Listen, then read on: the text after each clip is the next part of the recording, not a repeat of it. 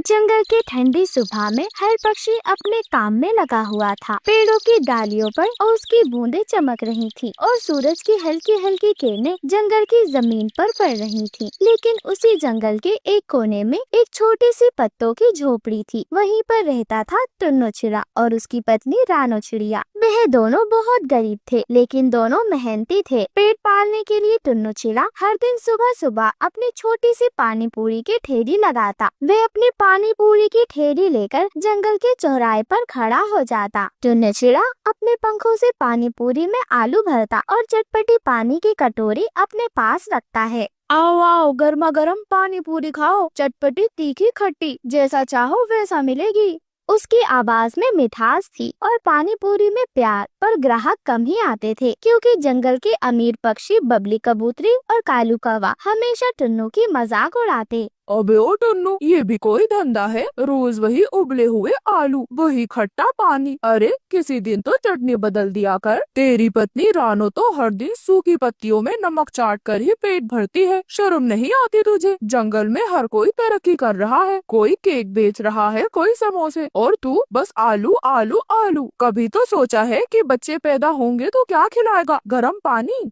हाय राम, ये तो देखो जरा कौन आया है, पानी पूरी का राजा टुन्नू चिड़ा। मेरे मियाँ तो हर संडे मटर पनीर लाते हैं, ऊपर से गुलाब जामुन भी। और ये टुन्नू चिड़ा उबले हुए आलू में ही स्वर्ग ढूंढता है। और आनो बहन, तू भी कैसी किस्मत लेकर आई है? सब्जी के नाम पर नमक और मिठाई के नाम पर आंसू। लेकिन टुन्नू चिड़ा कुछ भी नहीं कहता। वही रानो चिड़िया झोपड़ी में पत्तों की थाली सजाती है, लेकिन खाने के लिए कुछ भी नहीं था। टुन्नू जी, आज 5 दिन हो गए हैं। गुड़िया और मुन्ना की आंखों में भूख साफ झलक रही है। सुबह से सिर्फ एक उबला हुआ आलू ही खाया है उन्होंने, और तुम तो खुद भी कुछ नहीं खा रहे। देखो टुन्नू जी, आप चाहे जितना भी मेहनत कर लो, ये पुरानी टोकरी और टूटी ठेली हमें कभी बाजार में जगह नहीं दिलाएगी। अरे रानो, तू क्यों हिम्मत हार जाती है?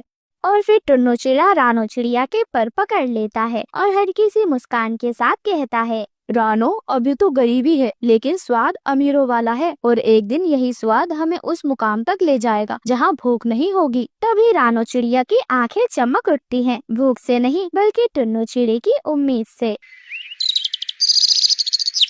टुन्नू भाई, आज 5 प्लेट बना दो। सच कहूँ, तेरी पानी पूरी से बढ़कर तो कोई स्वाद नहीं है। जंगल का मिठू तोता टुन्नू चिड़े का पक्का ग्राहक था। उसका दिल साफ था और जुबान मीठी। उसी की वजह से धीरे धीरे जंगल में टुन्नू की पानी पूरी मशहूर होने लग जाती है। नासपीटा चिड़ा, पहले तो जंगल में कोई इसे जानता भी नहीं था, और अब देखो सब इसके गर्मा गर्म पानी पूरी के दीवाने हो गए हैं। अगर ये चिड़ा यूं ही चला तो मेरी तो भेलपुरी की ठेली बंद हो जाएगी। इसे सबक सिखाना ही होगा। हाँ हाँ, सही कहा दोस्त। कालू, तू अपना स्वाद बाद में बचाना, पहले इसकी ठेली को ठंडा करना होगा, इससे पहले कि ये चिड़िया पानी पूरी की ब्रांड बन जाए। कालू, हम इसे ऐसा सबक सिखाएंगे कि कभी आलू छूने की हिम्मत भी ना करे। कालू जी, मामला अब छोटा नहीं रहा। उस टुन्नू की पानी पूरी में कुछ है, लोग लाइन लगाते हैं। अगर यूं ही चलता रहा तो हमें जंगल के कोने में भेलपुरी की दुकान लगानी पड़ेगी, और कोई भी हमें पूछेगा तक नहीं। हमें चालाकी से चलना होगा। एक काम करो कालू, उसकी ठेली को रात में गड़बड़ कर दो। ऐसा कुछ डालो कि लोग बीमार पड़ जाएं और उसकी बदनामी हो जाए। नाम खराब होगा तो धंधा अपने आप बंद हो जाएगा। अरे वाह गोरी, तू तो असली खेल की खिलाड़ी निकली। अब तू देख, काला बिजनेस प्लान चालू करता हूँ। वो टुन्नू समझता है कि मेहनत से सब कुछ पालेगा। उसे नहीं पता कि जंगल में कामयाबी सिर्फ मेहनत से नहीं, चालाकी से मिलती है। चलो साथियों, आज रात हम करेंगे पानी पूरी ठेली पर हमला, और ये गर्मा गर्म सपना हमेशा के लिए ठंडा कर देंगे। जंगल में रात का समय था। जंगल बिल्कुल शांत था।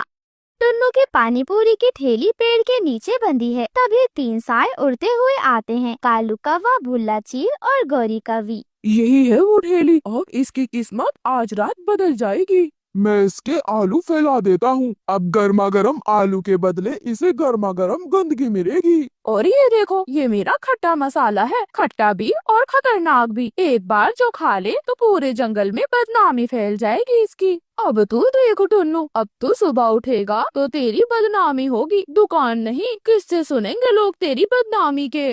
और फिर कालू कौवा जाते जाते उसकी ठेली में आग भी लगा देता है और तीनों जोर जोर से हंसते हैं और अंधेरे में उड़ जाते हैं। अगली सुबह जैसे ही ठेली के पास टुन्नू पहुँचता है, उसका चेहरा उतर जाता है। ठेली बिल्कुल जली हुई थी, आलू कीचड़ में लथपथ थे और पानी की टंकी में तेज बदबू आ रही थी। रानो, रानो जल्दी आओ, देखो ये सब क्या हो गया। मेरी ठेली, मेरी मेहनत, सब कुछ।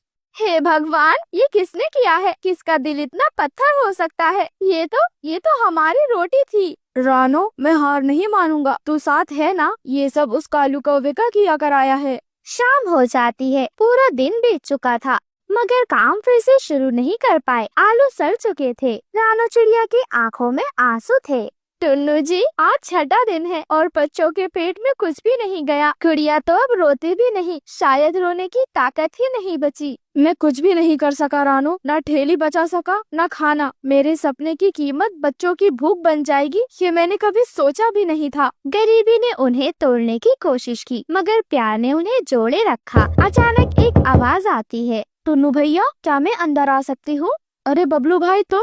हमने सुन लिया कि जंगल में क्या हुआ है, बहुत बुरा हुआ, लेकिन हम जानते हैं तुम जैसे लोग हार नहीं मानते। हमारे पास थोड़ा गेहूं, थोड़ा मक्का और थोड़े आलू हैं। तुम फिर से पानी पूरी बनाओ, हम तुम्हारे पहले ग्राहक होंगे। और फिर वो आगे बढ़कर कुछ सामान रखती है, उबले आलू, पत्ते, थोड़ा सा मसाला, एक साफ कटोरी। आपने तो हमें फिर से जीने की वजह दे दी है। ये तो जैसे कोई फरिश्ता हो।